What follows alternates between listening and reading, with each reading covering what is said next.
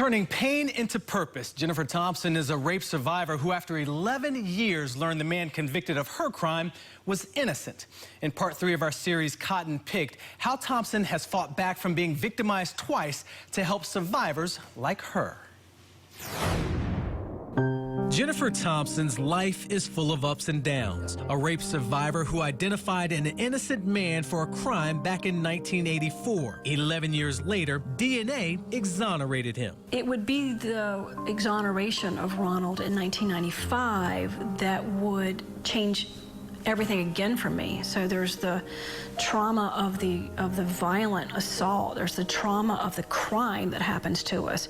But then there's the trauma of the wrongful conviction. Thompson wore a scarlet letter. While still a rape survivor, some saw her as the evil person who sent an innocent man to prison. Growing out of that pain, the idea to start a nonprofit organization to comfort victims of wrongful convictions. Healing Justice is a national nonprofit. It really seeks to address the aftermath of a wrongful conviction. We are focused on cases in all 50 states, working not just with the exonerated individual and his or her family, but with the original crime survivors and their families, or the murder victim's families. It is very easy to be accused of something you didn't do, and extremely difficult to correct it after that damage has been done. Katie Monroe knows this all too well. She's the executive director of Healing Justice. She also has a story. My mother was wrongly accused of a crime.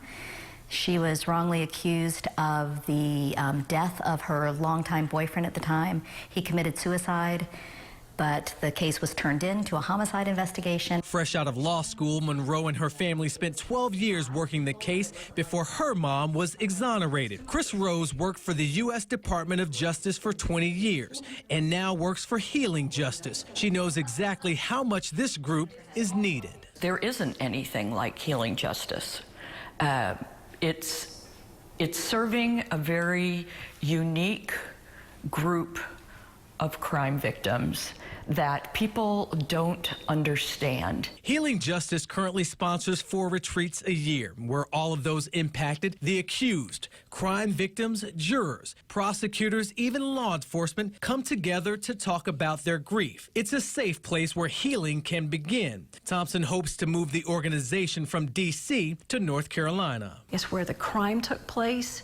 It's where the healing took place. It's when the restorative justice took place. It was born in this state. I am from this state.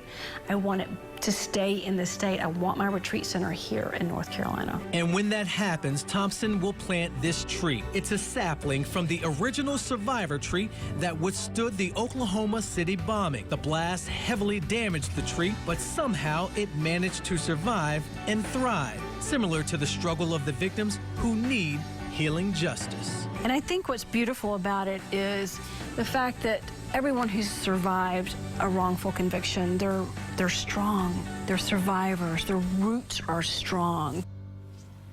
Wow, I think people forget about like the jurors and the prosecutors in cases like this. Everyone is affected by wrongful convictions, and Healing Justice believes in the need to address all of the harm caused by wrongful convictions.